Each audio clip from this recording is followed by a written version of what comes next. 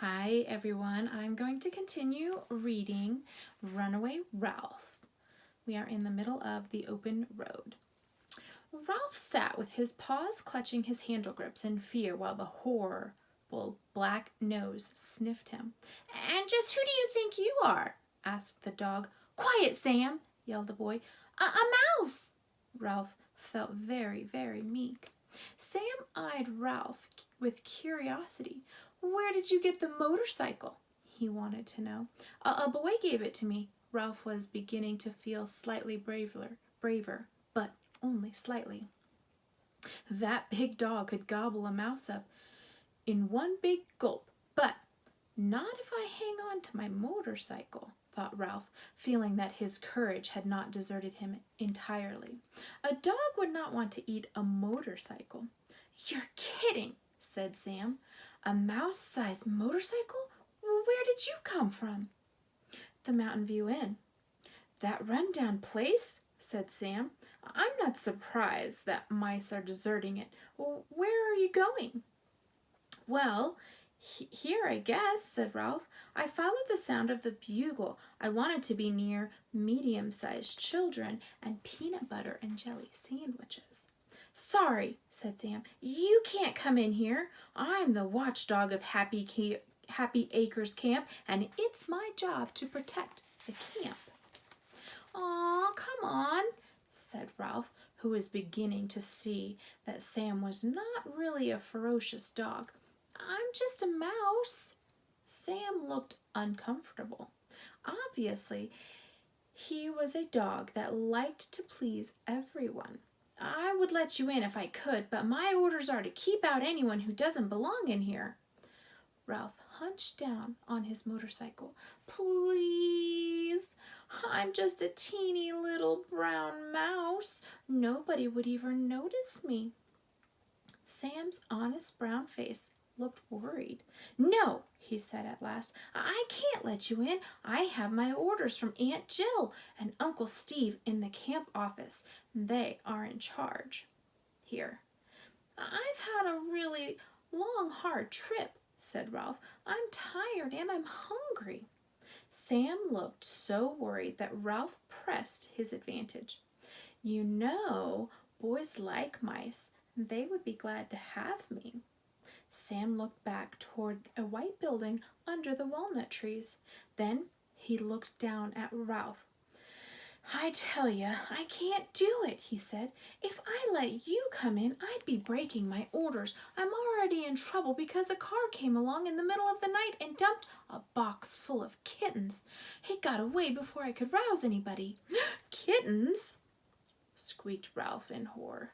"Oh, I have the worst time with the kittens." Sam's voice was gloomy. "People are always dumping kittens here because they know girls will beg their parents to let them take one home." "Very many kittens?" asked Ralph, who was feeling nervous once more. "Too many," said Sam. "We already had 3 kittens that belonged here, and the other night 6 more were dumped. And once they're here, I'm not allowed to chase them. I tell you, it isn't fair. If there's one thing I can't stand, it's kittens. Silly little things with no sense of responsibility." Sam's troubles made Ralph feel cocky once more. "If you're a watchdog, watch me," he said, and taking a deep breath, he shot between Sam's legs and out the other side before the surprised dog could turn around. Ralph swerved around a green walnut lying on the ground and into a patch of weeds beside a nearby building. "Come back here," barked Sam. "You aren't supposed to do that." He began to snuffle around in the weeds. Ralph had not expected to be snuffed for. He had thought that once he was inside the camp, Sam would give up. Sam growled and moved his nose around in the weeds like a doggy vacuum cleaner. Unable to ride, Ralph pushed his motorcycle further back into the weeds. The wet black nose parted the stalks, but Ralph was saved by a gopher hole. He dragged his motorcycle into its shelter. "Oh, no, you don't," growled Sam, and began to dig with his powerful front paws. dirt began to fly. Pulling his motorcycle after him, Ralph waded further back through the loose dirt into the gopher hole. Faster went his paws. "Hey, everybody! Sam's got a gopher!" a boy yelled. Here's the picture. And Ralph could feel feet pounding on the ground overhead. "Go get him, Sam!" urged another boy. "Sick him, Sam!" everybody seemed to be saying at once. "You're being mean to the gopher," protested a girl. Several girls' voices began to yell, "Go, gopher, go!"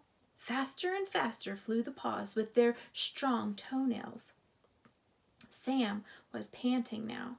Ralph pushed further and further back into the gopher run until a disagreeable voice ahead of him said, "And where do you think you're going?"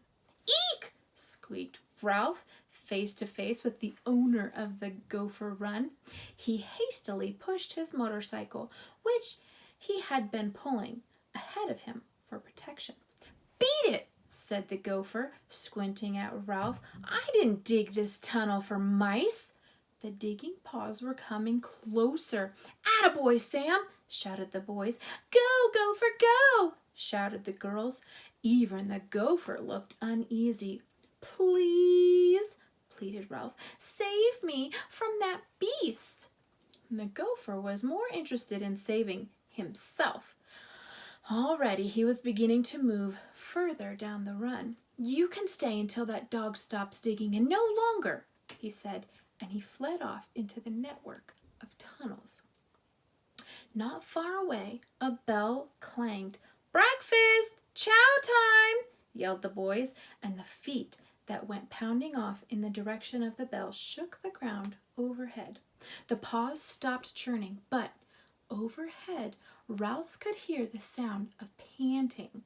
Sam poked his foursome snout into the gopher hole for one last sniff before he, too, trotted off for breakfast.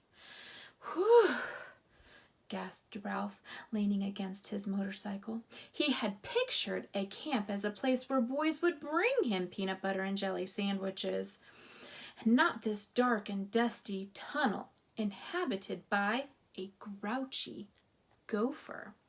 All right, friends, that's the end of Chapter 2, The Open Road. We're going to start Chapter 3, and that is called An Educational Toy. Dun, dun, dun. Chapter 3. Ralph did not rest long. "On your feet, mouse," said the gopher, appearing from the dark recess of the gopher run. "You can go now." "Do I have to?" pleaded Ralph, nervously eyeing the gopher's long, curving teeth. "I've come a long way, and I need a day's sleep." "Go on, beat it." The gopher stared at Ralph with his nearsighted eyes. "This is my run, and I don't want it cluttered up with mice." "Please," Ralph tried to sound pitiful. "I'm just a little mouse, and I've had a long, hard trip." "I know you mice," answered the gopher. "You are little and you look so helpless. But when you move in, you take over." Then he added in a more kindly tone, "Anyway, you had better get out while you can. That dog will eat his breakfast and go off on his round of inspection, and when he sees all the dirt he churned up, he'll start digging at it again." "Oh, maybe you're right," admitted Ralph, who was not eager to share a tunnel with a grouchy gopher. He pushed his motorcycle up toward the circle of light that was the entrance to the gopher run. There he paused until his eyes became accustomed to the sunlight. A stray chicken wandered across the lawn under the walnut trees. A horse whinnied from the barn, and from the dining hall came the laughter and chatter of boys and girls and the clatter of silverware. The place seemed safe enough at the moment. Ralph permitted himself a leisurely but bumpy ride along a path that led to a small weathered building shaded by an arbor of grapevines. At the corner of the building, he found a clump of bamboo, which offered the possibility of shelter. The fallen leaves and husks of the young bamboo shoots were broad and smooth, and the dried edges curled. He laid his motorcycle at the foot of the bamboo and pulled a husk over it. The edges curled around it so that it was hidden completely. He put his helmet under another husk and too tried to scrounge for food. Ralph crawled under a third husk. All right, friends, that's where I'm going to end today. We're in the middle of chapter 3 called An Educational Toy. Dun, dun,